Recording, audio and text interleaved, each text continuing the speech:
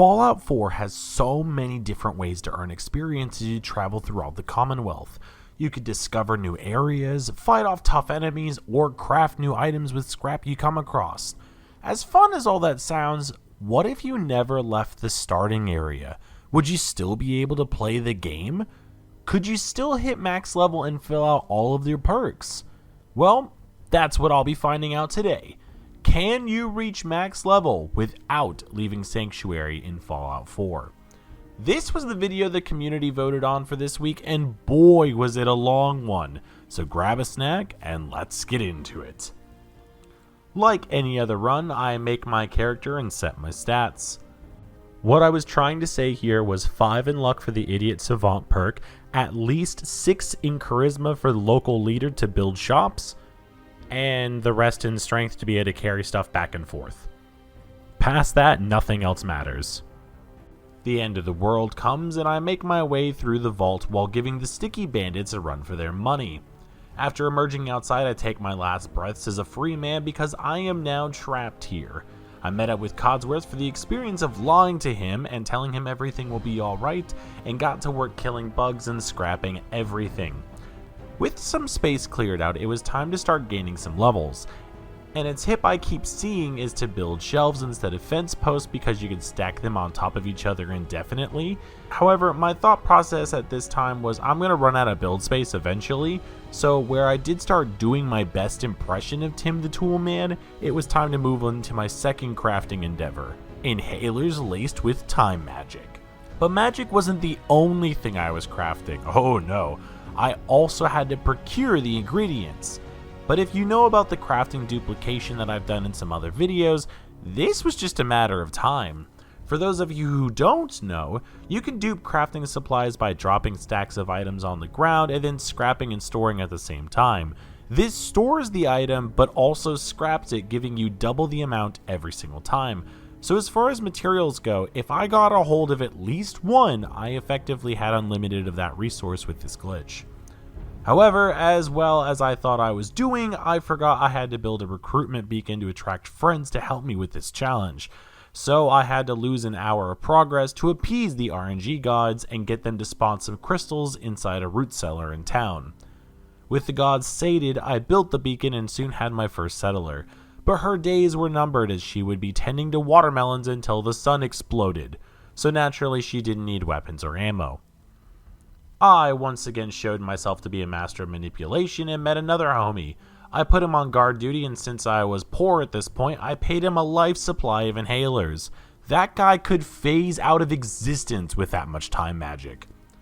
At some point I must have finally asked the question, is there anything better than this? Because I leveled up enough to get higher crafting perks to make bear traps. These things made 16 experience compared to 3 I was getting by making jet. So get used to this screen because we'll be seeing it a lot in the future. So much so that this screen and the scar my keyboard's E button have will forever haunt me. About 6 hours into the run, and with thousands of bear traps, I was at level 67. This wasn't a flex by any mean. The goal for this video is level 286, at which point you'll have every perk and special point maxed out. And we, my friends, had a long way to go. To break up the crafting, I decided to take a stroll around and see if there was anything else I could use to help level. I got 2 quests asking me to listen to some distress radios. I saw a dog across the river and shot at it, but the best part of this distraction was that I tried to flip a cone for a while. It was actually pretty fun, I won't lie.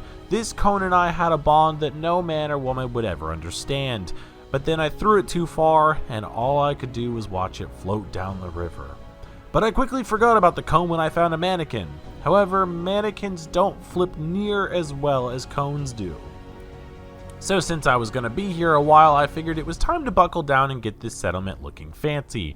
I started with some water purifiers and generators to get power and water flowing into the community, but I also read somewhere that the settlers wanted a cool place to hang out. And what's cooler to a bunch of people trying to survive off watermelons in a dream than to build a Fortnite house? Yes, instead of grinding XP, I decided to build a sin against humanity in the form of a structural nightmare.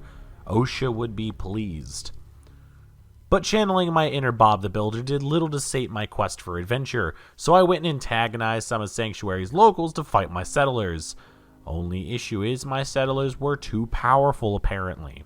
So I had to take things into my own hands. I had too many settlers and not enough resources.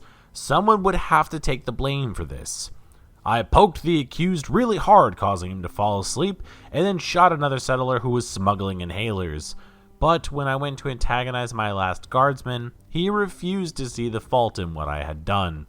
I waved his recently awake friends in front of him, and he just continued to look away as if he saw nothing, heard nothing, and today was just another day in the Commonwealth. I'm glad this guy exists. He just does his job and then goes to sleep. That's why he was allowed to keep his gun. But sadly, messing with settlers doesn't give XP, so it was back to the grind. A couple days went by and then something magical happened. A cow arrived in Sanctuary. I was so surprised I built a house for it immediately, only for it just to roam around. The bovine chooses where to go and where to rest, and rest was off the menu. Oh, I also built a row of super generators, but the cow is by far the most important part of this bit. But, come as they do, this is also the time I found out that the wandering bovine didn't count towards settler population. Thankfully, I'm a master of time and allowed the cow to once again wander Sanctuary. Kind of like a personal mascot, if you will. Almost a month of game time into this challenge and my settlement was starting to flourish, but I still hadn't seen a trader or had my first raider attacked. I read that cages really riled up raiders to show their cage dominance, so I built enough cages to cage my cages. Only time will tell if this pays off.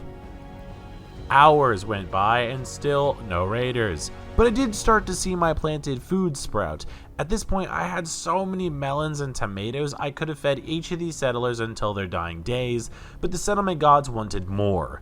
How much more I couldn't tell you, but farming didn't give any experience, except like planting the crop the first time did, but after that you may as well have been doing anything else to make up levels.